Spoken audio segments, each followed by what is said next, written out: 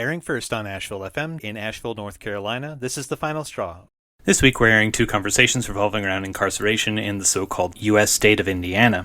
First you'll hear from Koby talking about her father, Leon Benson, and his struggle for release after 23 years in prison, 10 of which was in solitary confinement, for a murder charge in 1998 for which he has consistently claimed innocence. Then you'll hear from Landis Reyonolds, a founder of IDOC Watch, currently held in Westville Correctional Institution and who's been in since he was juvenile, and Ray, an outside organizer with the South Bend, Indiana chapter of IDOC Watch. They talk about their work to start study groups in prisons, promote Prison Lives Matter, support jailhouse lawyers, and recruit outside lawyers through the Prison Legal Support Network alongside the NLG, and a bunch more. For a longer version of this conversation, Sean Swain's segment, music, and links to the organizations mentioned, check out the podcast version at thefinalstrawradio.noblogs.org or at tfsr.wtf. There you can find a transcript and easily printable version in about a week after this broadcast. You can also find us streaming online on a bunch of different platforms and follow us on social media. And now a few announcements. Join Abolitionists on June 5th, 2021 in Chimborazo Park from 2 to 6 p.m. for the Abolition Assembly and Barbecue hosted by Virginia Prison Abolition Collective and Prison Lives Matter. You can find that and more events across Turtle Island at ItsGoingDown.org's upcoming events page. The Portland Anti-Repression Defense League, or PADL, is launching a campaign to demand all charges from the 2020 BLM protests get dropped. You can find a link to their press release in the 1 Year Rebellion post of the IGD column in Contempt. And you can contact the organizers at pdxadl at protonmail.com. Revolutionary Abolitionist Movement and Muslim Jewish Anti-Fascist Front have called for weeks of action in support of the people of Palestine under the title International Solidarity is the Weapon of the People. We'd like to remind you that while occupied Palestine is no longer in the news as Hamas and Israel signed a ceasefire, 1. The everyday brutality of the blockade on Gaza has been ongoing since 2007. 2. Israeli courts, cops, military, and settlers continue to displace and ethnically cleanse Palestinian Muslims, Jews, Christians, atheists, and others from occupied territories, as they have since the Nakba began. 3. The U.S. government okayed more arms sales to Israel during this recent assault that left dozens of Palestinian adults and children dead, destroyed water treatment, housing, media, and medical infrastructure, and more. You can find out more about the call up and how to get involved by visiting revolutionaryabolition.org. The Civil Liberties Defense Center, on behalf of incarcerated anti-fascist, vegan, and anarchist prisoner Eric King, has filed a lawsuit about the ongoing cruelty and torture Eric has faced since he was incarcerated in 2014 for an act of sabotage in solidarity with the then uprising in Ferguson, Missouri, after the brutal murder of Mike Brown Jr. by police. Eric cannot be abandoned or forgotten, notably since he's in the crosshairs of state and white supremacists' violence for his anti-racism and anarchist views. You can find an announcement of the lawsuit at the CLDC website. You can find a great write-up on the situation by Natasha Leonard on The Intercept, and you can hear an interview that we conducted with Eric King and his partner from 2019 at our website. Joshua Stafford, a.k.a. Skelly, a part of the Cleveland Four young anarchist men recruited out of the Occupy Cleveland movement and entrapped by paid FBI informant into a conspiracy, was released to a halfway house recently. We're excited to see Skelly on his way to full release. You can keep an ear out for more details and possible ways to support Skelly post-release, here or at IGD. The Final Straw Radio is a proud member of the Channel Zero network of anarchist podcasts, and here's a jingle from another member of CZN. Join us for Kite Line, a weekly radio program on Channel Zero Network that focuses on issues in the prison system.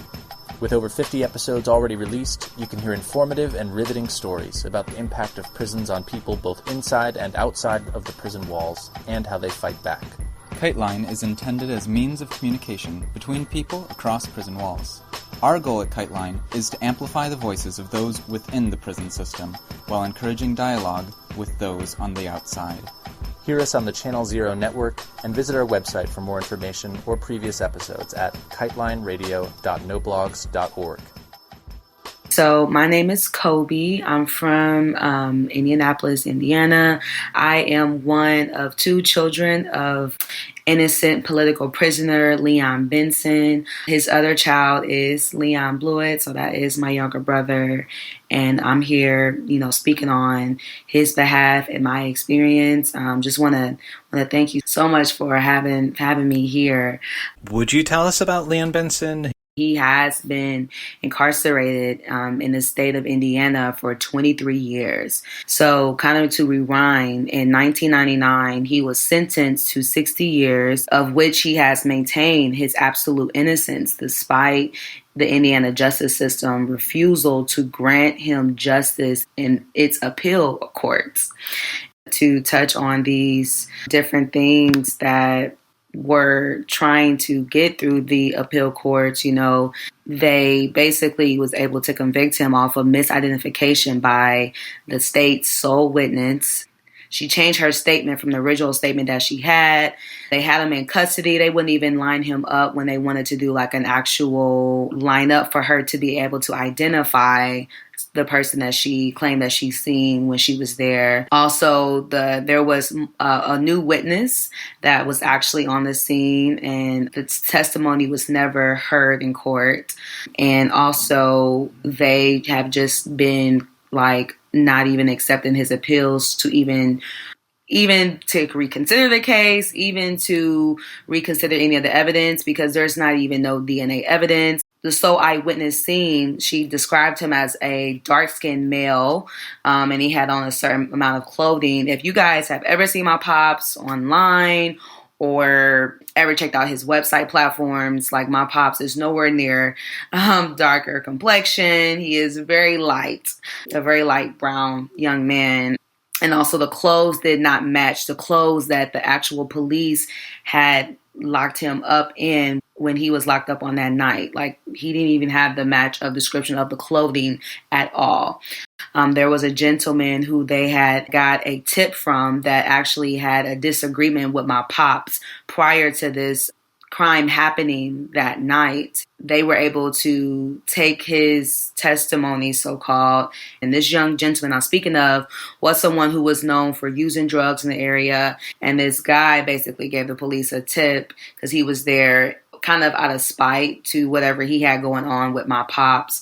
And I guess, of course, they wanted to get my pops anyway due to selling drugs and all that. So, and like I said, if you guys heard my pop's song called Innocence, he talked about how he's so dope. He talked about how he was, on the streets, trying to make a way for his family, my mom, and helping her and everything. And not saying that that's right, but that's what he did. And then my pops had a witness who was actually with him that night that never got to speak in trial, and they wouldn't even allow him to speak in none of the trials. Although him saying that he's ready, willing, open to do it. And there's also other witnesses that did not get to speak on my pop's behalf. So they literally just used this young woman and this other gentleman who was known for using drugs, and he was already on parole too. It was definitely some mess going on. Maybe a reduced sentence for this young man who actually claimed that he seen my pops did it. So basically where we are now is, my pops has been really trying to get into the appeal courts, and they have refused. He has filed a petition of clemency, and this happened back in October of 2020. They finally logged it into the system about December of 2020. So within 4 months in the state of Indiana, they're supposed to give you a decision on if they're going to grant it or not. And I mean, it's clearly been more than 4 months. So despite that, Leon Benson, my pops, he has demonstrated his humanity, growth, and rehabilitation. For the past 7 years, he hasn't had any misconduct, any write-ups for like anything. And he has completed over 50 vocational, therapeutic, spiritual, and educational programs, like over 50. So he has used his time to really what they so-called think this criminal justice incarceration system is supposed to work. People are supposed to get rehabilitated. He really took advantage of all the things that they offered. And, he is now an asset to the society. And so this is a clear case of, rehabilitation versus punishment. Are we going to continue to punish people even after they have seek redemption from within? They have utilized all the services that are offered within this so-called, prison system. Just a fun fact for those who are listening. So Indiana has only granted 3 clemency petitions since the 70s. Okay. And we are in 2021. And I'm sure there's other people who have, sent in applications. And he is not the only one in Indiana who has been wrongly convicted. Okay, this is not a unique case. This is, tragic when it's known that it's prolonged incarceration and it's not really to rehabilitate prisoners. We all know incarceration hinders mentally, spiritually, and emotionally. So with the hopefulness, we are going to basically where his case is now, to keep things simple, is that he filed clemency. We're waiting to hear back. And another thing that I've seen, talking to folks who are behind bars who've been fighting for a change in sentence, if nothing else, is that during that period of time, because of all of the, quote unquote, tough on crime culture war stuff that was going on in the U.S. from the Democrats and the Republicans. Absolutely. There were people getting super long convictions. And since then, there has been reforms of the sentencing structures in a lot of states where people old law people like Jason Goodlock, for instance, is one incarcerated activist in Ohio that I've spoken to. And he's talked about how the difference between the old law prisoners, the ones who who had the mandatory minimums, who had the 20 to life sentences or parole, as opposed to a required release after a certain period of time that younger prisoners have. Not only is that an unfair situation that's totally political, where someone who is accused of a crime at a certain point, I mean, if your pops is innocent, he should be released anyway. Mm-hmm. I'm not in favor of carcerality and prisons like they exist in our society. But then again, it seems like it's obviously a sign of the times of when he was convicted, and that it wasn't about him as much as it was about filling a cell, like you said. If people that are being convicted now of crimes that are similar to that are getting less time, it's okay if you don't have an answer to this, but is there a discrepancy between convictions currently versus the time when he went in 98? Is that any sort of leverage that you can make in the case? I mean, yeah. And so during that time, I don't know if the listeners are aware of the prison industrial complex, really seeing what that time looked like and what it looks like now. And like you said, in the 70s, 80s, and 90s, they were really pushing this tough on crime kind of thing. And this tough on crime attitude within legislations and just within the drugs, right? A lot of drugs were going on, and they were using that as a way of really, getting these people who were, Black and brown and lower to middle class people out of here. And so I would just say during that time, it was definitely more than just the person and the actual crime, so-called. It was more of a culture. It was more of a push, we're going to get all these people out of here. They're a menace to society. They need to go. We're not even open to hearing innocence. We're just going to get them out of here. And also, it's a lot that I can touch on. I don't even want to go on a rant, but absolutely that relates to like you said, they had minimum sentencing back in the day. It was different things that they kind of had in place, but now they still have that, right? But to connect to, why we're having, so he's having a clemency, we're pushing for him to have a clemency hearing. And the thing is, like, we may not even be able to participate in this clemency hearing because they're supposed to let us know at least in 2 weeks in advance. But with it being over 4 months, he filed in October 2020, and they logged it in their system December 2020. And it is May 28th of 2021.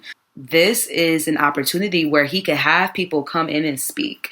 And that's something else I'm gathering. I'm gathering, organizations here within Indiana that are, involved in just, knowing that prisoners, their lives matter. Like, they need to be present. They need to be here, focusing on rehabilitation versus punishment and all of that. But the thing is, like, I think the system is just it just sets you up. So, like, we may not even be able to be in court to speak on my pop's behalf, to let the judge know that he has support, to let the judge know he's not just, somebody that you're not just letting out, a person who could be a menace to society, and all of that.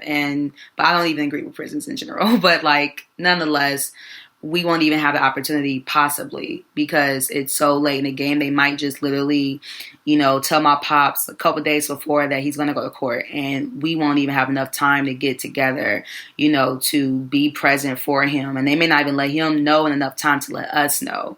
So I definitely think the times that back in the day in the 90s, the 80s, and the 70s, like, there's an amazing Netflix documentary, The 13th Amendment is an amazing documentary just about, like, even why people should care if they don't even have, people incarcerated or know someone, so yeah. Would you share a bit about Leon's activism inside, his creativity, and the gift that he and others like him continue to share despite the dungeons that they're kept in? Yeah. For what it's worth, my pops has not spent this time in prison and let it go to waste. Like, he really got into books, he really got into unlearning to relearn about the world around him and culture and religion, and cultivated a new him. He had a lot of time to spare, clearly, you know what I'm saying? So, I think a lot of people who are incarcerated, not even my pops, they come out with such an amazing, broader perspective on just how do you take pain and turn it into passion of some sort? How do you take pain and even possibly be able to create some kind of platform for your children to be able to begin to, create some kind of revenue through just learning about turning all that they've been through and learning how to get creative with it.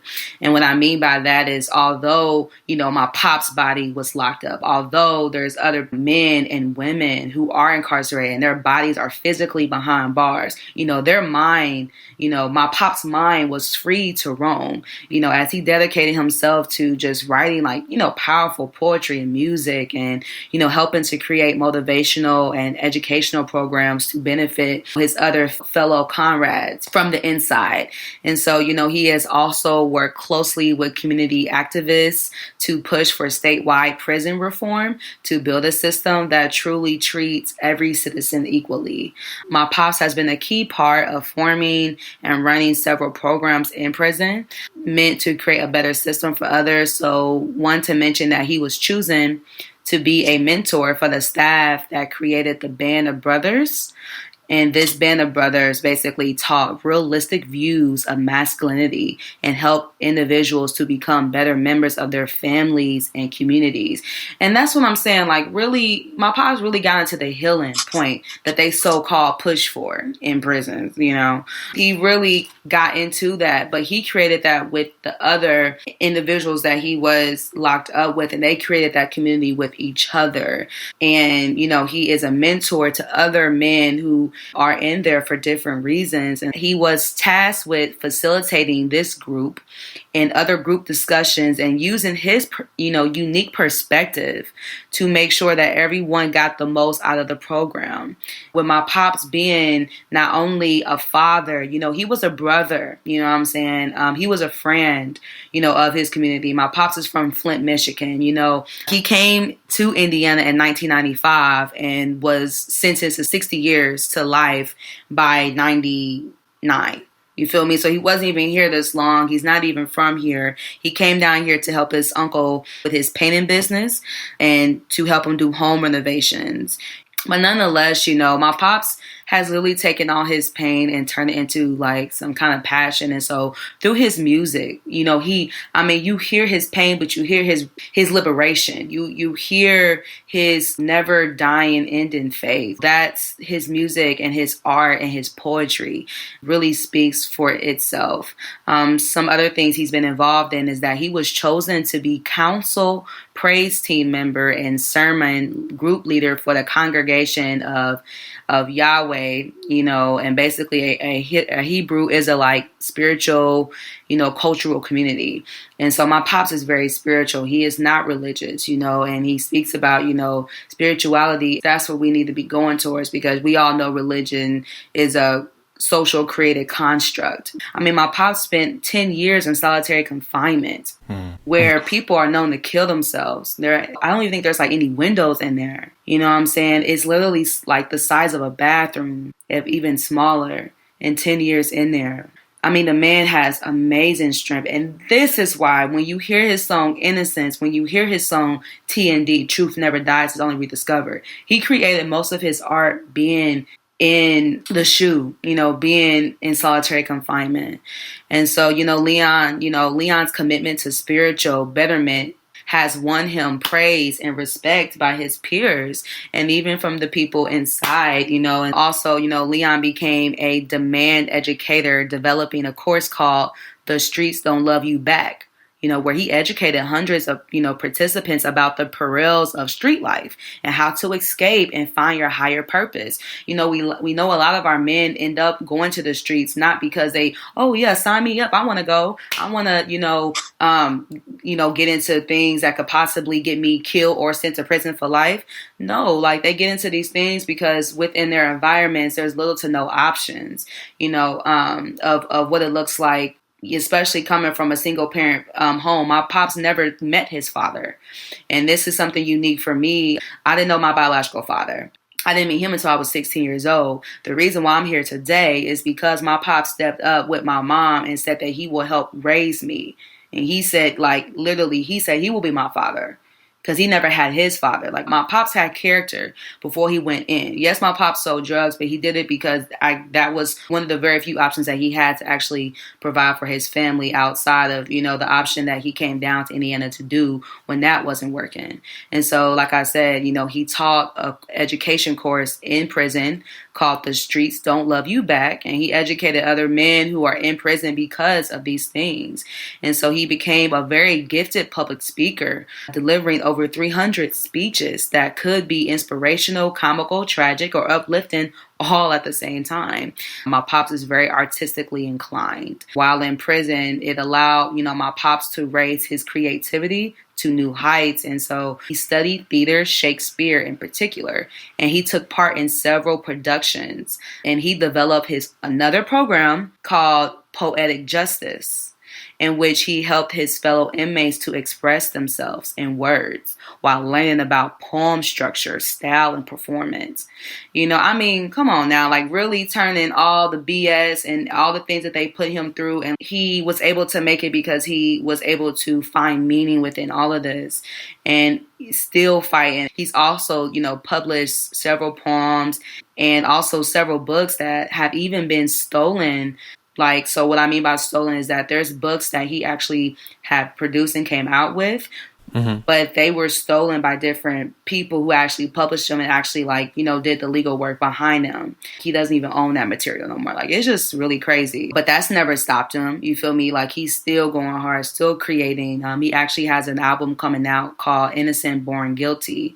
And that will be towards either, late July or August. So, he's done a lot in the inside and has been a part of what prison is supposed to do, so-called, is rehabilitate. But it's like, once you rehabilitate, then what? Like, do you still got to pay? You know what I'm saying? And that's where we are now. Like, like I said, it's been 7 years since my pop has had any written ups and any violations of any kind.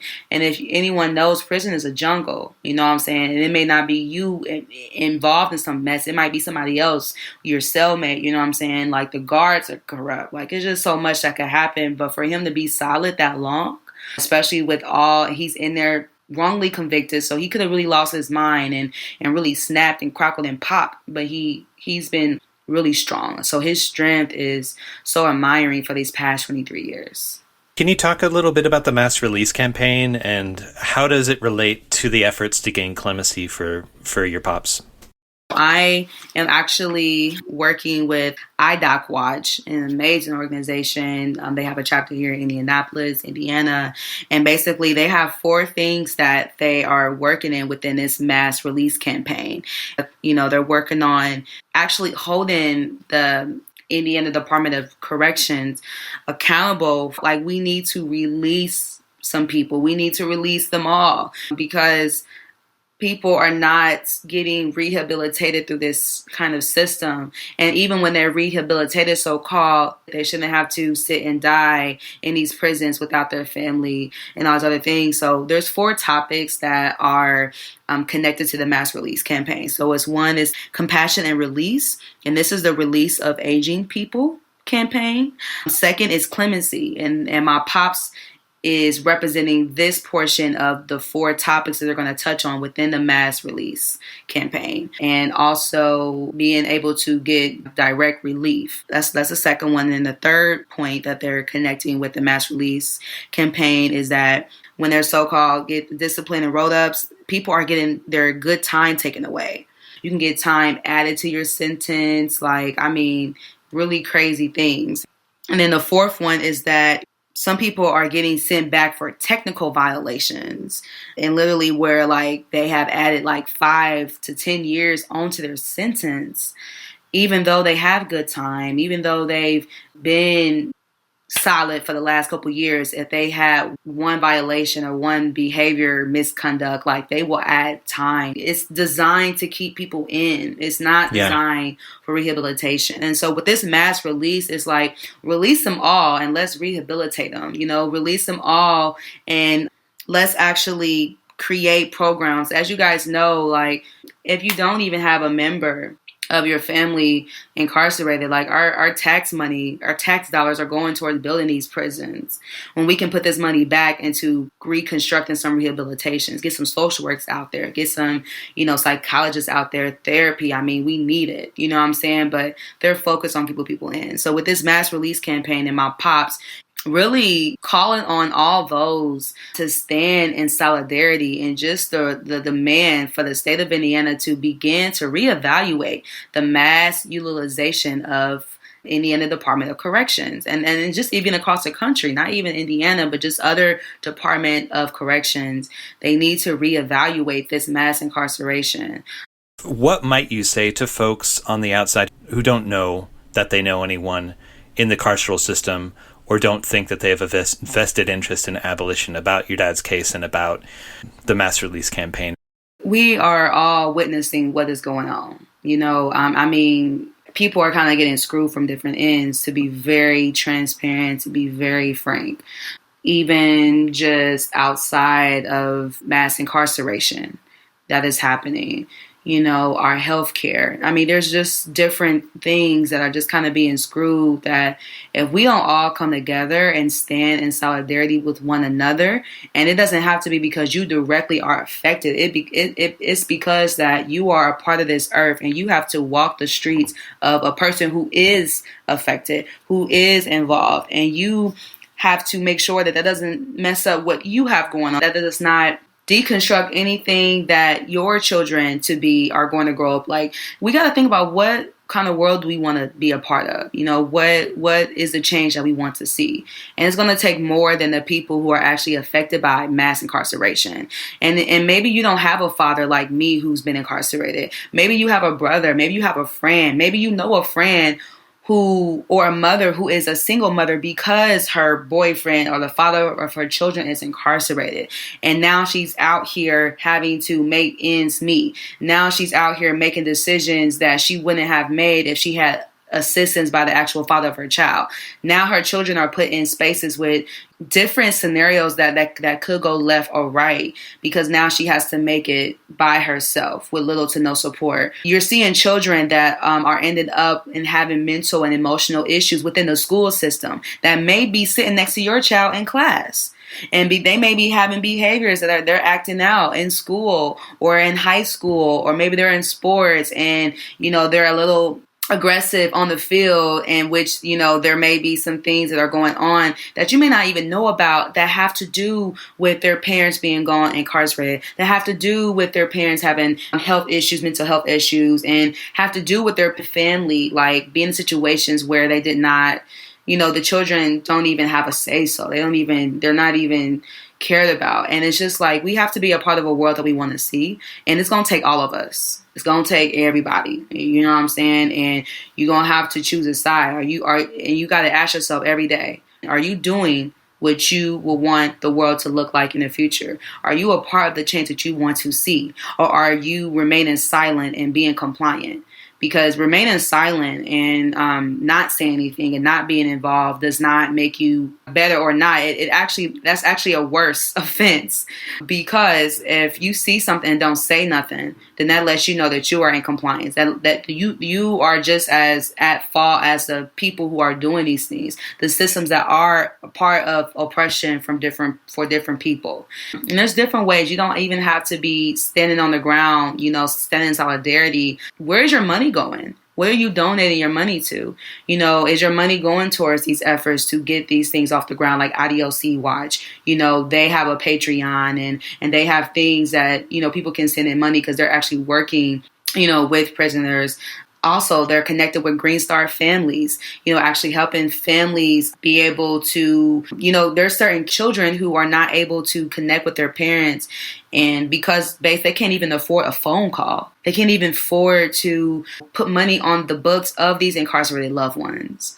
Right? We just have to remember it takes a village to demand change, and we all have to do our part. And so you don't have to be on the ground standing in solidarity. You can be redirecting your money. You could be writing letters. You can be reposting. You can be reposting this campaign that you're hearing today. It's ways to be involved. But I would say being silent is definitely not the answer. And when your silence lets you and the world around you know where you stand.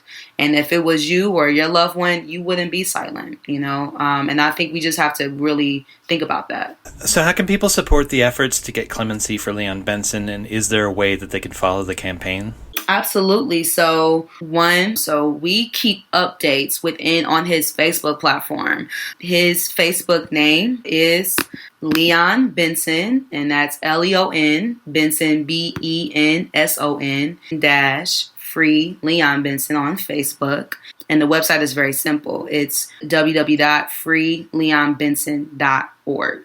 Again, www.freeleonbenson.org. We're going to have updates, and that's where actually you get to see the details of like where we're going to actually have the demonstration July 25th in here in Indianapolis, Indiana at Tarkington Park, in connection with the Mass Release campaign. This mass demonstration will have guest speakers. It will have poetry. We're going to have vegan food and ways that you can connect with like-minded individuals and network and whatever else you want to do with being a part of a mass demonstration, being a part of something. Also, if you guys already are connected with IDOC Watch, or you need to, get on them on Facebook. Their Facebook page is IDOC Watch. And also check out his music, check out, Google Leon Benson. It's a lot of information out there. He's on a lot of different platforms, and see the story for yourself.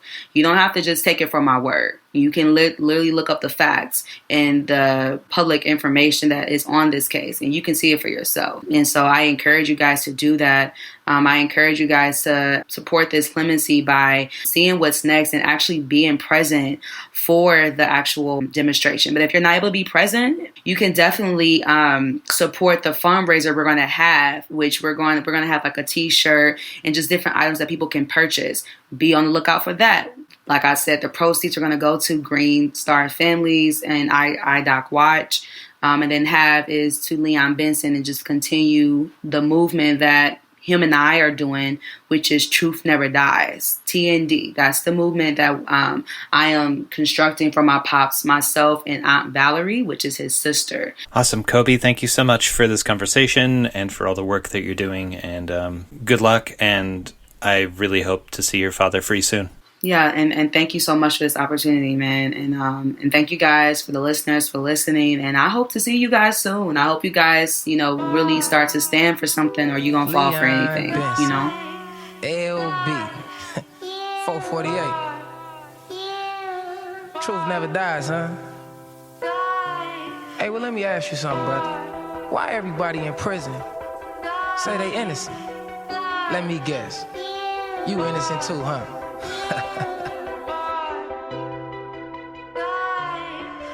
For the shooting, murderer, Casey Shane, told y'all I was innocent. Jury didn't judge the evidence, they judged me on my blemishes. Past life, who I was, high school I didn't finish it. In the war on drug, building called Vietnam, I was getting it. And drug dealing was my revolution, so I wasn't indigent. Bombarded by the social myths of me, through media images. The west side of Flint, where I'm from and where I scrimmaged in. So it should be no surprise for what I started dealing in. I'm making no excuses, I'm just pointing out your ignorance. Especially with your presumptions of guilty to proven innocent. The only thing I murdered the night in question was the oxygen from reefer smoke. Me and Tim Dog on off the intoxicants while sitting in the hallway, sets up a cell and work to the building occupants. Heard distant shots, my man, while dreaming of making it big and never seen the block again. How did I get this murder rap when I was rapping 20 bands? I was rapping 20 bands. I told y'all I was innocent, nobody believed in it. Got no help, no love and affections when I really needed it. Scream my declarations every day, no one was listening. Stabbed by the spirit of destiny, but nobody was feeling it. From day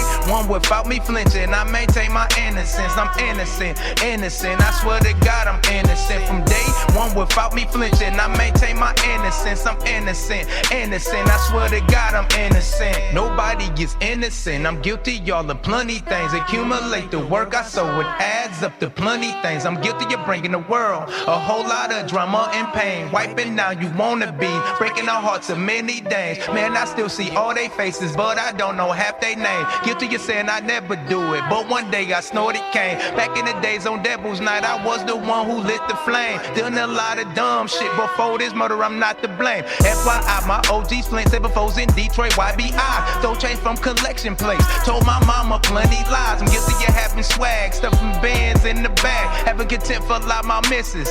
Trollers and you rats. Facts are facts and racks are racks, so ain't no need of getting mad. If you ever say you never done nothing wrong in your life, to me it's sad. Yahweh is my witness, I swear I didn't commit it, so I don't deserve to spend a second in a prison. I told y'all I was innocent, but nobody believed in it. Got no help, no love and affections when I really needed it. Scream my declarations every day, no one was listening. Stabbed by the spirit of destiny, but nobody was feeling it. From day one without me flinching, I maintain my innocence. I'm innocent, innocent, I swear to God I'm innocent. From day one without me flinching, I maintain my innocence. This is The Final Straw. You just heard our conversation with Koby about her father, Leon Benson. Now let's hear from Landis Reyonolds and Ray of IDOC Watch about the organization's work to empower prisoners and challenge the carceral state in so-called Indiana. My name's Landis Reyonolds. I'm currently incarcerated at Westville Correctional Facility. I was convicted at age 17 and sentenced to 50 years in prison. I'm now on year 17. While incarcerated, my advocacy and activism began with juvenile justice reform, trying to get them to change some of the laws that they use with respect to waiving minors to adult court and sending them to adult time for offenses committed as juveniles, and as I began to study some of the background there and witness some of the horrors that take place in the penal setting, I just started to expand my activism a little bit and study more of the systematic causes and abuses that are perpetrated by the prison industrial complex. And I'm Ray. I use they, them pronouns. I'm the PSL and outside facilitator and a member of IDOC Watch South Bend. So for the listening audience, could you all maybe talk a bit about the IDOC Watch, what it is, how it developed, like what motivates it, who it supports, and why? Okay, so IDOC Watch began rather informally. There were some incarcerated individuals in long-term segregation and in various prisons that reached out to individuals on the outside and just began to form friendships and relationships with those individuals.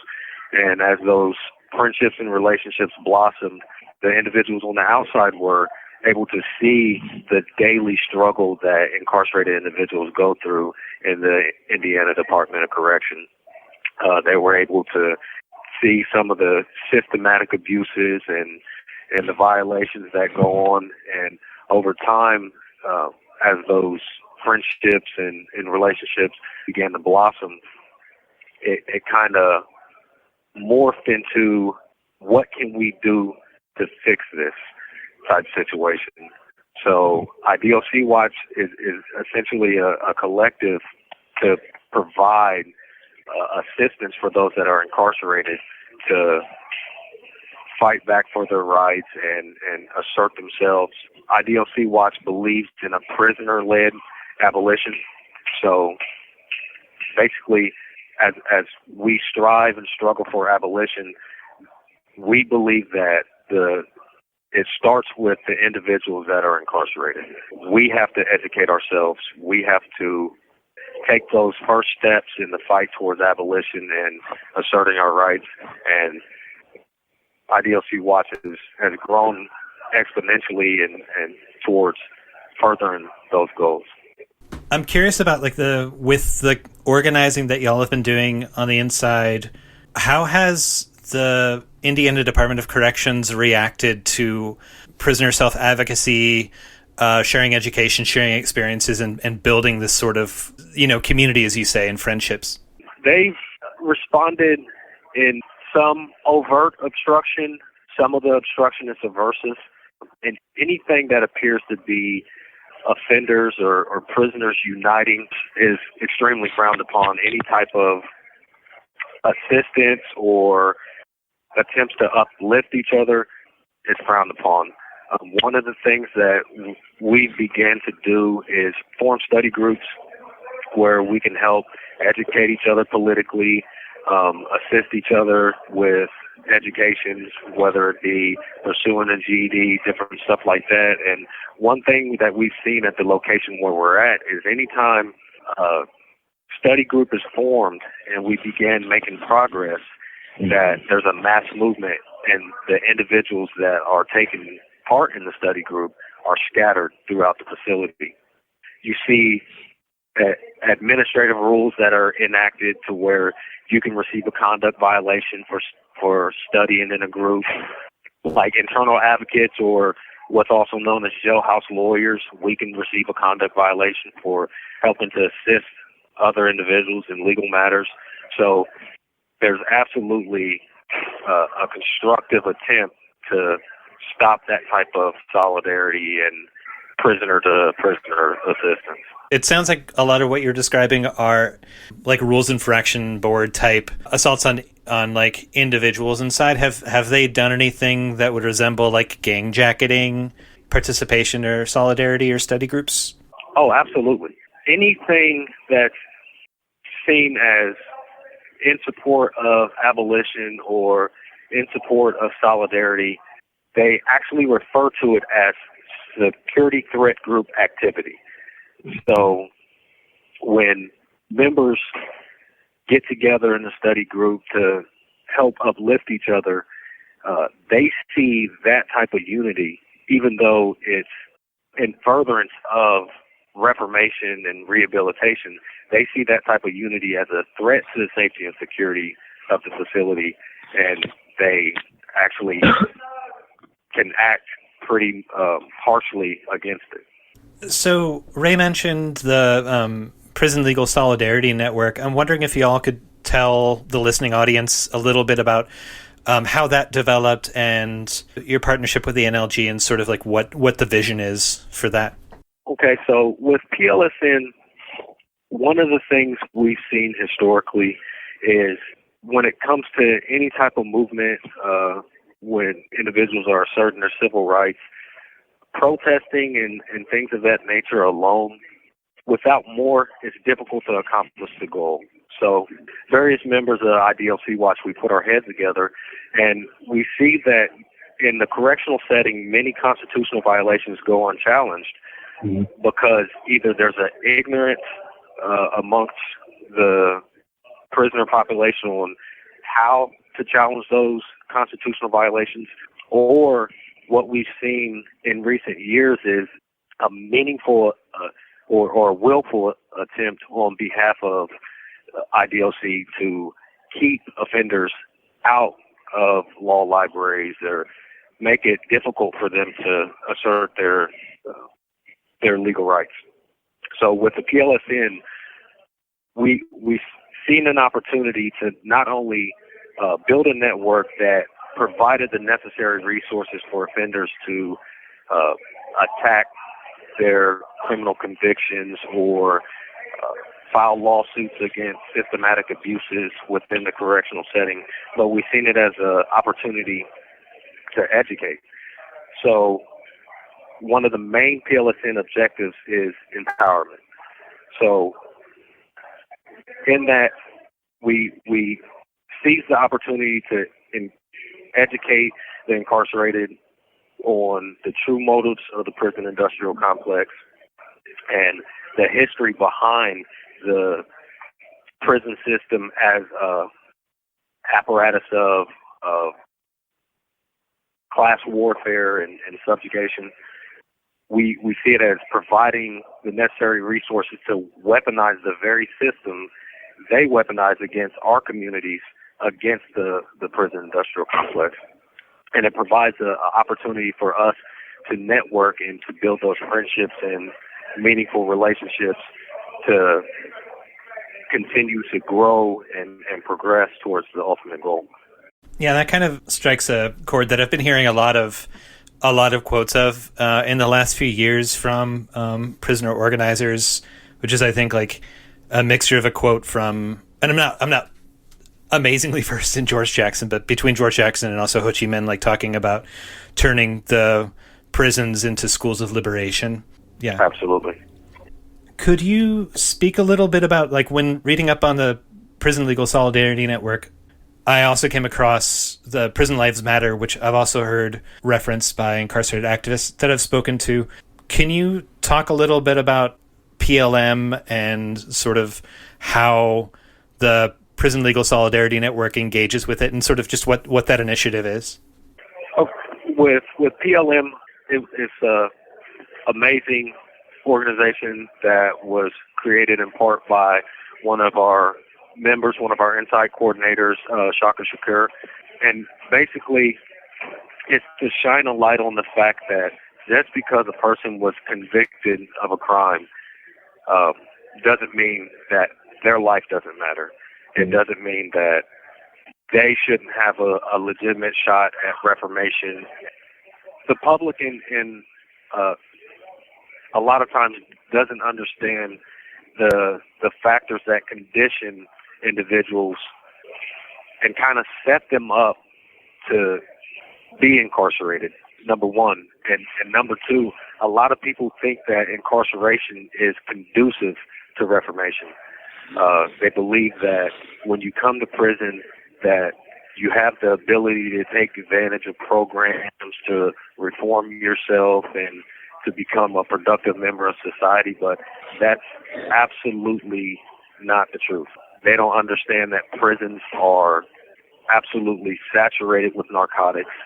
They don't understand that prisons are ridiculously violent. and that most administrations enforce policies and a culture that reinforces this cycle of addiction and this cycle of violence. And when an individual spends years at a time in these environments without the opportunity for meaningful reformation, that the system is essentially manufacturing monsters that they're returning to these working class and minority communities, and it creates that cycle of violence and failure and addiction and reincarceration. And they don't understand that that was the true meaning of that system. Like, if you look at the Indiana Department of Corrections, their motto isn't reformation. It isn't rehabilitation. If you look at their emblem, it says employees, efficiency, effectiveness. So they're utilizing employees to efficiently and effectively incarcerate individuals. It has nothing to do with reformation, nothing to do with rehabilitation. So Prison Lives Matter was formation to kind of shine a light on what really goes on behind these walls, and to kind of start to put the mechanisms in place, to start to form the relationships and the networks to actually be able to create an environment that's conducive to rehabilitation and supports what we're striving for. And while, like, the work that y'all are doing to co-educate and to engage other people that are behind the bars, it seems super important, especially since people are coming in and going back in, and people have families and communities on the outside. And one of these major, like, dehumanizing methods of the prison system in the United States is to attempt to, despite what it says, break up those connections. It seems like something like Prison Lives Matters gives an opportunity for people to, like, gain more tools to be able to talk about what they've experienced to the loved ones on the outside, and sort of recontextualize the reason that they're in that place, and to, like, engage the people on the outside to fight along their side too. Absolutely. And what's disturbing is when you're incarcerated, those relationships and friendships with your family are already strained because of the distance and the difficulties that come with incarceration. But we've seen an effort on the part of the Indiana Department of Corrections to make that even more difficult. So one of the things that they've done is they've made it harder for offenders to receive snail mail. And one of the reasons for that is they began issuing tablets to where we can send electronic mail to our families and everything. One more way that they can make money. So what they began to do is, instead of allowing us to receive actual letters, they began copying our letters and making it difficult, and limiting the type of mail that your family can send you. They can't send you actual pictures anymore, to force us to be able to start to use these tablets. Now what we're seeing since COVID is an attack on the contact visitation. So one of the most dehumanizing things about incarceration is you don't have the ability to receive that reassuring touch. And contact visitation, when you're able to see your family and actually hug another human being, hold their hand, kiss your child, that reminds you of your humanity. That's a motivation for you to continue to put one foot in front of the other. And here recently we've seen an attack on that. We believe that, and I've heard from a senior official, that they're actually trying to eliminate contact visits in the Indiana prison system and force us to have to utilize the video visitation to see our family. And that's wrong on so many levels. Number one, not all families have the financial resources to do that.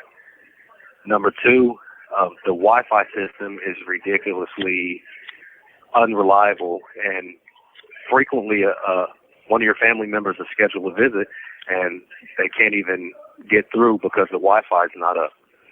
So, as you were saying, maintaining these human connections is really important, and that's another thing that we're seeing a constructive effort to obstruct is our ability to maintain that contact with those loved ones, our ability to maintain the network with individuals like yourself who support us and support our well-being. It's a strategy that departments of corrections seem to be applying across the country, including at the federal level. It also increases the possibility of surveillance, right? If you've got emails shooting back and forth and you're paying like 50 cents for an e-stamp or whatever through JPay, then suddenly it's way easier to run an algorithm to just like search for certain key phrases or monitor your relationship with people on the outside. Yep. Or one thing that's particularly scary is, so for activists, without contact visits, without the ability to utilize snail mail at any time, people that are shining a light on the systematic abuses and the oppression, they can cut you off electronically, stop you from being able to send electronic messages. They can stop your video visits. Because the way that it was set up before is they could restrict your visits. They could put you on non-contact visits, but at any time an individual could come up there and make sure that you were okay. But the way that the things that they're trying to impose now, where they're making everything electronic, so somebody who's a thorn in the side of a particular administration, they would have no problem whatsoever cutting off all of your contact with the outside world, and you would literally be at the mercy of that particular administration. Yeah. So it creates a huge possibility for abuse. And so I guess while y'all are working towards like PLM as a project to garner more attention and get more support, more understanding on the outside, the Prison Legal Solidarity Network is a tool towards building towards multiplying the amount of people that are going to be able to advocate for each other and also build solidarity with each other to advocate on each other's behalf, help them through filing these lawsuits, challenging the imposition of this sort of for-profit filtering of people's real lives and ability to survive. Absolutely. So one thing that we've seen in analyzing history is movements such as this, like I said earlier, require more than simple protesting. In order for us to achieve the things that we want to achieve, we have to start to put the support systems in place to sustain an ongoing movement. So one thing that we've seen is one way to proactively counter PIC aggression and to fulfill certain objectives such as legal education, political education, the empowerment that we need collectively, was to put this support system in place. So we also believe that we have to begin to put other support systems in place to continue to counter some of these moves to further the objectives of the prison industrial complex. We see, especially at locations like this, where they only provide the minimum amount of education required. Here, under IDOC policy, they're only allowed to teach in English in the classroom. So one thing that I've seen is we have a large number of Hispanic immigrants here that can't speak English. So those individuals aren't provided books in Spanish. They aren't provided a translator or individuals that can teach them English, and they're still expected to be able to get their GED. And what's even more unfair about the situation is, in order to go on to vocational school or programs like PLUS or other reformative programs, they require a GED. So basically individuals who are immigrants or don't speak English have to do 100% of their sentence simply based off of a policy. And you see that if you study the policies aren't geared towards reformation or reintegrating individuals into society. They're geared towards keeping individuals here longer. So sort of like handling a surplus population. Absolutely. So that's two things that the PLSN is looking at right now is we're looking at how they deprive good time credit, and we're also looking at the parole system in Indiana and how they have absolute authority to reincarcerate individuals at their whim, which is scary. So once an individual does their required sentence and they're released on parole, if I forgot to report a change of address or a change of employment, they can send me back to prison for the rest of my sentence for that. I'd also like to hear a little bit about, I know it's off topic of the Prison Legal Solidarity Network, but if you could speak a little bit about what your experience with COVID has been in the facilities that you've been in, and sort of like what vaccination, if any, is happening among guards, how prisoners feel about vaccines, because I know there's a lot of hesitancy or distrust in certain facilities around the country where I've talked to. Well, at the location I'm at, with respect to the vaccine, there's a huge distrust there. We know that historically prisons have been the place where they've done medical experiments, tested experimental medications. So amongst the offender population, there's a distrust for-profit medical companies like Wexford, who could care less about our physical well-being.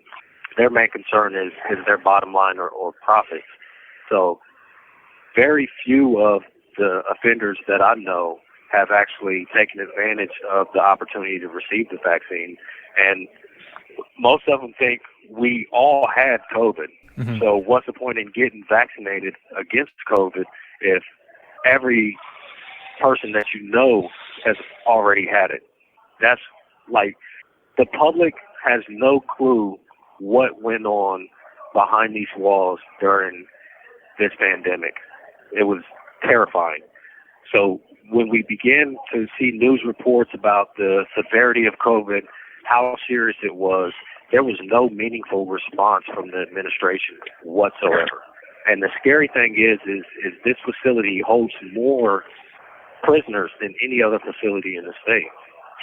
I just arrived here when the pandemic hit, and so we have a unit here called A&O, where when you're first transferred from another prison or you come from the Reception Diagnostic Center, you go to that unit first, they assess you, and then they send you to your respective part of the prison where you're assigned to.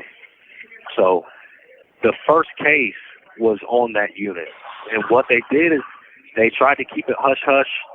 They didn't respond in any meaningful way. Then when we started to hear that they had positive tests in that unit, from what the correctional staff was saying, that they instructed officers to stop. If you weren't assigned to that unit, you weren't supposed to go to that unit. But what we were seeing officers go up to that unit where they had positive cases, visit with other staff, and then go to other units within the facility. And within a few days, maybe a week, we start seeing individuals start to exhibit the symptoms of COVID. So once they seen it sweeping through the prison like wildfire, then they step in and they basically quarantine each dorm to their dorm. But they knew that the virus was already within each dorm. So we weren't issued masks. When staff was walking around wearing masks, if an offender had made his own mask out of whatever materials that he could get, he received a conduct report for it. And then once they finally started to issue masks, at first, I believe it was maybe 1 or 2 days, medical staff would report to each unit and kind of check to see if guys had symptoms. But after that, we didn't see medical staff for months. There were instances where an offender would be so sick that we would have to threaten to riot to get that offender medical attention. So it was a very, very terrifying experience. Very terrifying. I'm sure. And although it seems like there are obviously, it sounds like you were describing an instance where maybe someone was transferred in and brought it into the facility as an inmate or as a prisoner. But I don't know if there was any concerns or any sort of, if you would be aware if the guards had any sort of quarantining going on among them, because they're coming in and out of the facility who, they're not regulated in the rest of their life, where they're spending their time, who they're around, and if they're masking up outside. Exactly. None whatsoever. The guards were pretty much allowed to do what they wanted to do. The only thing that they changed, and this was after there was a ridiculous amount of positive tests, was they started taking the guards' temperatures coming in. That's it. And it's crazy because we read a newspaper article where the Indiana Department of Correction reported that there were 233 COVID cases department-wide in every prison in the state of Indiana. They only had 233 people test positive. That is laughable, because every dorm on the complex that I was in, pretty much everybody had it. There would be periods of time where you wouldn't see an individual for 2 weeks, and then they would pop back up, and you didn't know that person had been in their bed sick that entire time. They tested the dorm underneath the A&O unit, and I believe they had 93 people test positive out of 96, and they stopped testing after that. They wouldn't test anybody else anymore after that.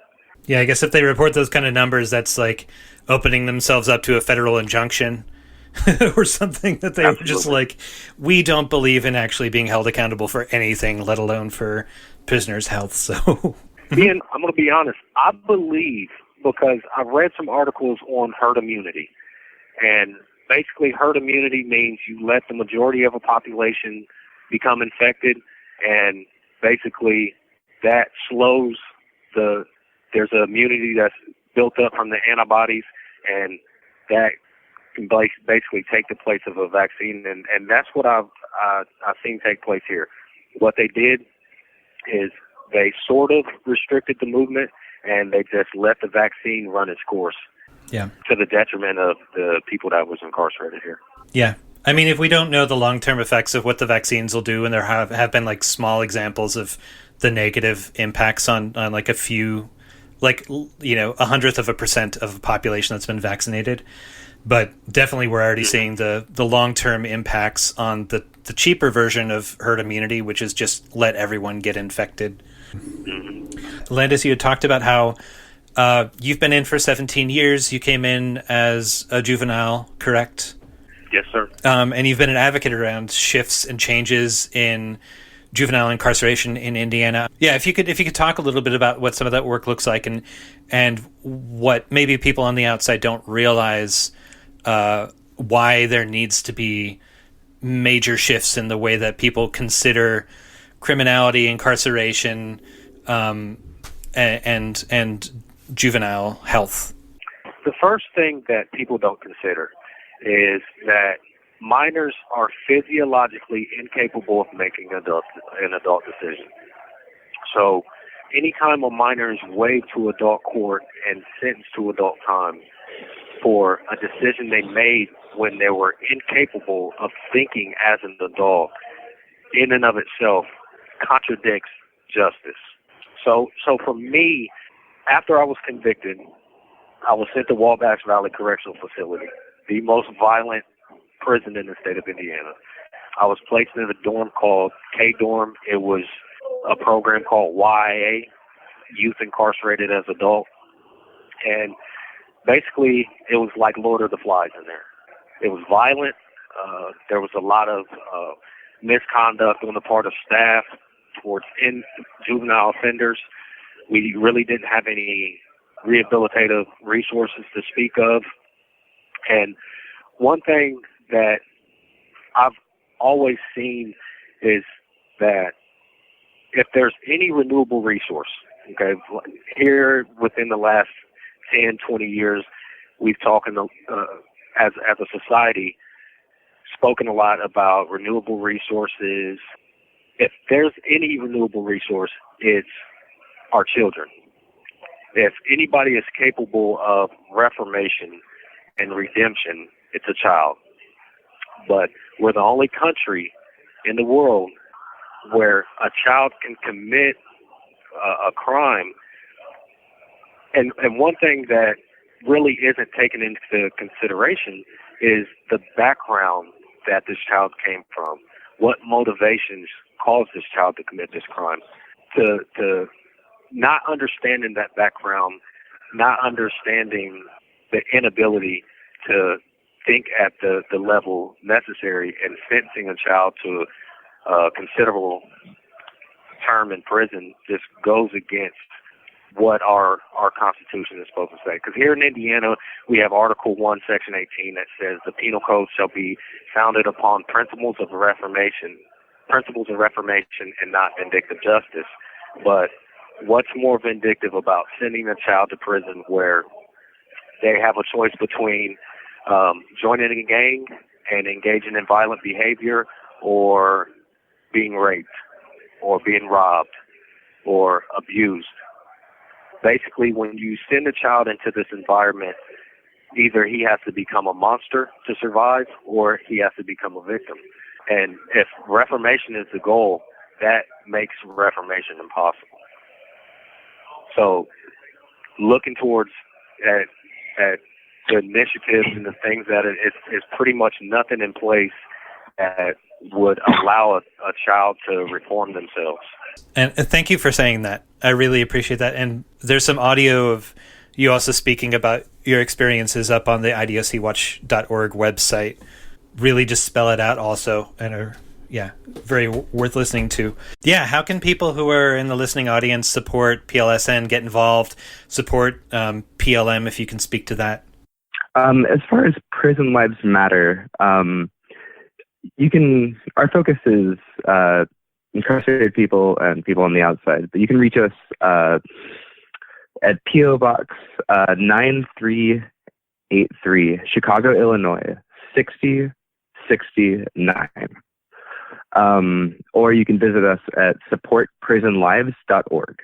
For the Prison Support Legal Network, if you are a jailhouse lawyer or interested in our initiative, you can write to us at P.O. Box 3322, South Bend, Indiana 46619, or leave us a voicemail at 423-281-5009 with your name, DOC number, and a brief introduction, and any legal experience or training that you may have, and we will contact you. If you are a lawyer in Indiana, a paralegal, a law student, abolitionist-minded with a little bit of legal expertise, we would love to have you on board as well in our external committee. And you can email me directly. That's Ray at radishgreens@protonmail.com. That's RADDISHGREENS@protonmail.com. Ray gave us a little bit of information about how outside people can listen or get involved with or find out more about PLSN and PLM. The website for IDOC Watch, or it has a reference to support for the demands of the 2018 National Prison Strike. A few months ago, I got a chance to speak, about a month ago, I got to speak with someone from Jailhouse Lawyers Speak about the Shut 'em Down 2021 initiative. And I'm not sure if you're aware of this initiative, if either you as member of IDOC Watch or you as an individual have any words for the audience about that call out for people to come together around the theme of abolition and engage with juvenile facilities, ICE facilities, BOP, local DOC, whatever, and challenge them and educate each other.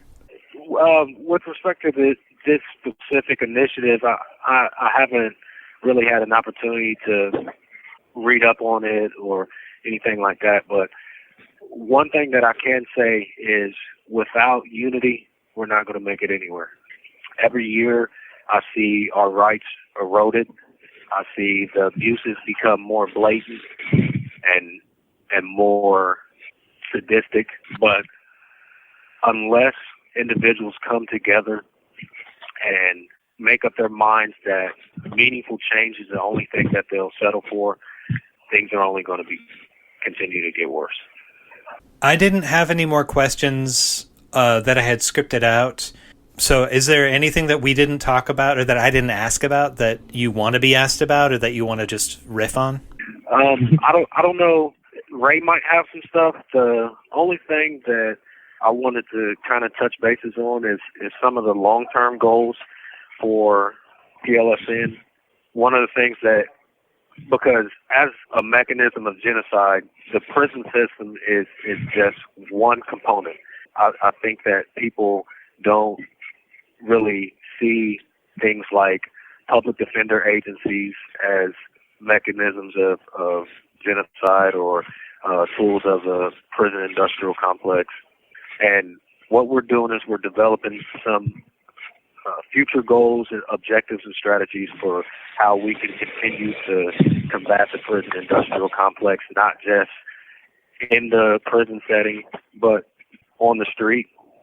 So one of the things that we've started to develop is what we call the Indiana Criminal Representation Branch, where most public defender agencies, they blame their inability to adequately defend defendants on the amount of cases that they have. So I believe that one of the strategies that we can utilize in fighting against the public defender agencies being able to feed working class and minority individuals into this horrible system is by creating our own mechanisms for criminal defense. Things like the PLSN, where we have professionals, we have lawyers and paralegals and jailhouse lawyers coming together and law students and pooling resources to effectively provide that legal support. If we start to put these mechanisms into place prior to incarceration, I believe we could really curb the amount of individuals that are fed into this system and save a lot of lives. Another initiative that we're looking at is nonprofit bail bonds. In recent years, we've seen kind of a movement for bail reform because we know that the odds of an individual receiving unfavorable outcome to their criminal case is a lot higher when they fight their case from behind bars. And that's one of the strategies that they use with poor or working class minority individuals is they keep you locked up. And a lot of times the lack of these resources and these public defenders that either won't or can't perform their job effectively assist in feeding the prison industrial complex. So if we could come up with mechanisms to where we can assist minority and working class people in getting out of jail so they can fight their cases from the street and start to implement some community building with those programs. So for the individuals that take part in the indigent criminal representation or nonprofit bail bonds, where they're actively doing community service, going to school, taking part in political education, assisting in initiatives like the PLSN to where they're actively helping members of their, it could put a meat in what the prison industrial complex is perpetuating against our communities and further our goal of abolition. Ray, did you have anything to add to this conversation? I think this would be a good place probably for us to start wrapping up. I think that Landis has above and beyond covered the things that I wanted to talk about, and that our call-outs that I mentioned are both for inside and outside. Like, you mentioned that it was for outside.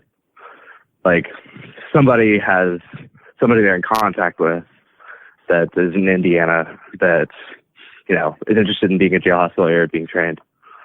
contact us as well. How can people follow IDOC Watch? And yeah, how can they follow your work?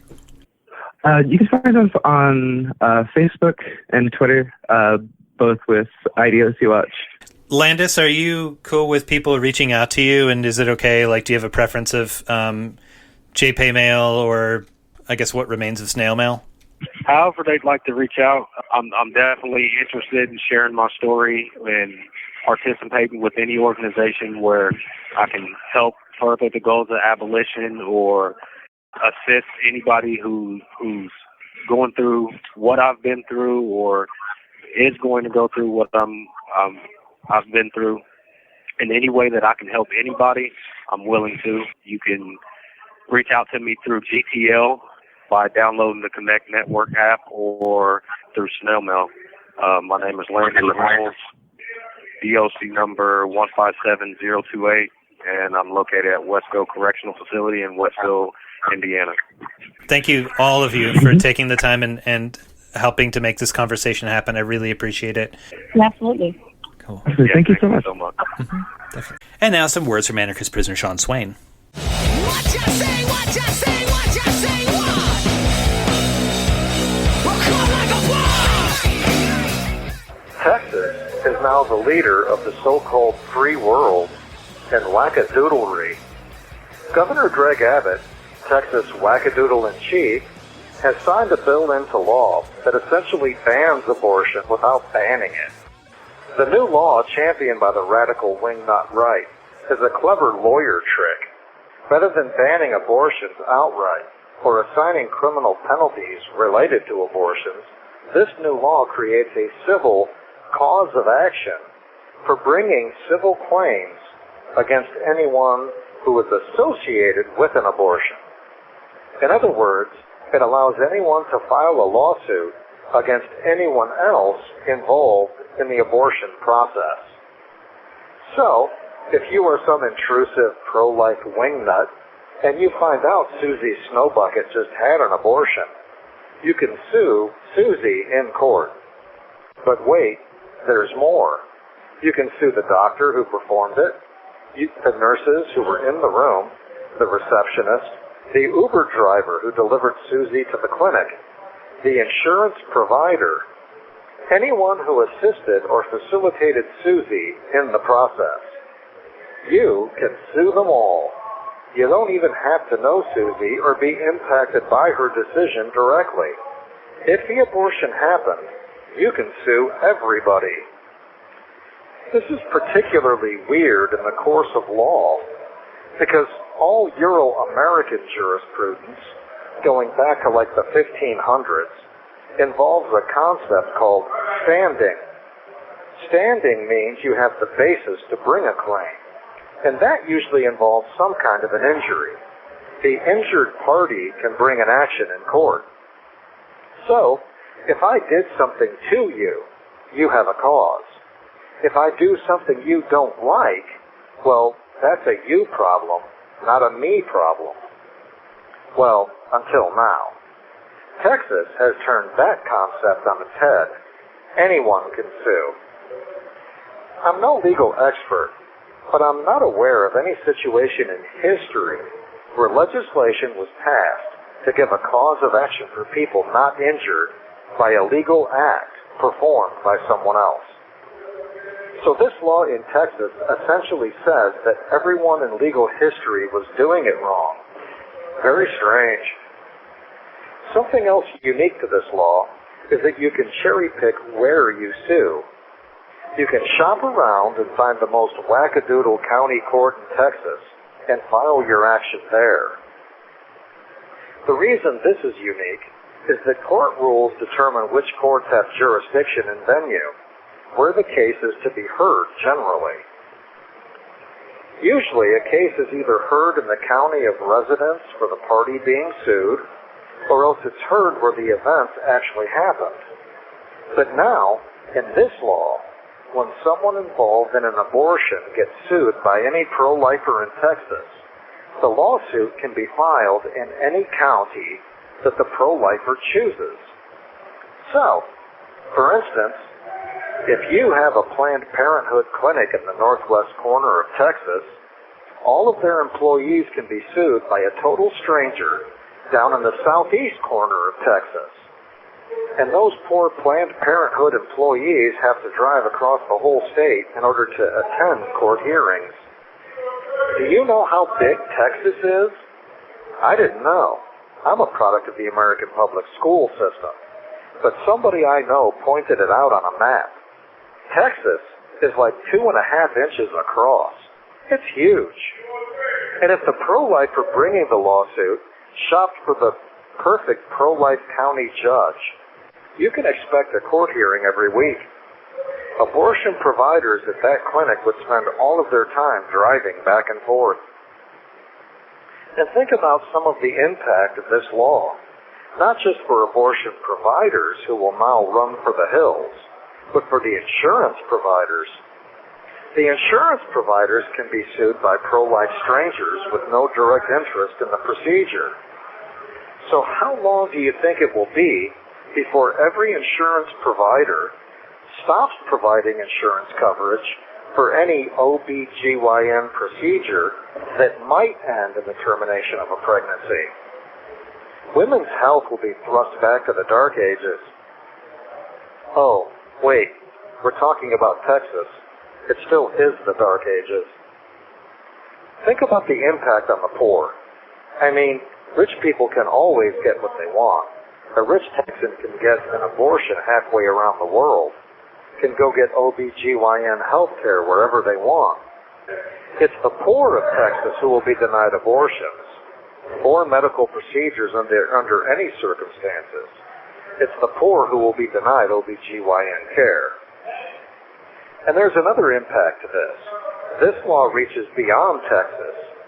It applies to abortions performed beyond Texas borders.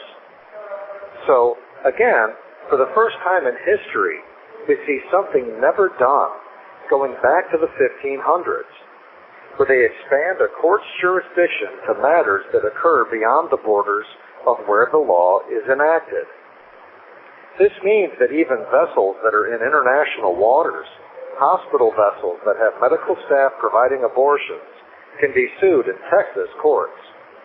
It's unclear, but it appears that even abortions in other states can be the subject of these civil actions to be filed in Texas. This is incredibly dangerous. What we have is a kind of attack from the radical right, not just on reproductive rights, and not just on the existing laws, but on the very norms of the institutions of government, using abortion as an excuse to weaponize courts and empower radical wingnut judges to use courts as a means of inflicting state terror on people exercising recognized rights under the law. It's the criminalization of women, and it opens the door for the criminalization of everyone. This is more than reactionary misogyny. This is outright, unmasked, unapologetic fascism.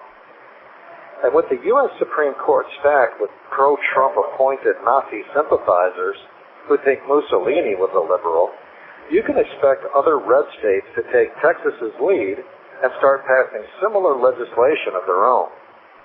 For them, it's not necessarily to reverse Roe versus Wade and take women back to coat hangers and back alleys, because they found a way to use a law to make law obsolete. You know, everything's bigger in Texas, except brains. This is anarchist prisoner Sean Swain, in exile from Ohio at Buckingham Correctional in Dillwyn, Virginia. If you're listening, you are the resistance. You can write to Sean Swain by addressing letters to Sean Swain, number 201, 5638, Buckingham Correctional Center, P.O. Box 630, Dillwyn, Virginia, 23936. You can find his past writings, recordings of his audio segments, and updates on his case at seanswain.org, or now follow him on Twitter at @SwainRocks. If you want to support The Final Straw, our ongoing transcription, and spreading these topics and guests' voices, here are a few suggestions. You could make a one-time donation via PayPal or Venmo, an ongoing donation via PayPal or LiberaPay, grab some merch via our Big Cartel store, and all of that can be found at tfsr.wtf/support. You can also become a Patreon supporter and receive benefits. More info on that at patreon.com/tfsr. You can also rate us on iTunes and other such things, share our podcasts, print our zines and leave them in public places or mail them to prisoners you support. You can follow us on social media. You can find our social media links at tfsr.wtf/links. And you can find our zines at tfsr.wtf/zines. You could also talk to your local community radio about getting our weekly free 58-minute FCC-friendly version of the show on your local airwaves. We put a lot of work in to make something that's crisp and perfect for the air. More info on that at tfsr.wtf/radio. This show will later be archived at thefinalstrawradio.noblogs.org, and you can email us with questions and suggestions at thefinalstrawradio@riseup.net. If you care to, you can send us letters at The Final Straw Radio, P.O. Box 6004, Asheville, North Carolina 28816. This show is brought to you by Firestorm Books and Coffee. Located at 610 Haywood Road, Firestorm Books and Coffee is a worker-owned co-op in Asheville specializing in offbeat, underground, and independent literature. You can find a catalog of Firestorm's books and zines, plus a full calendar of events up at their website, firestorm.coop.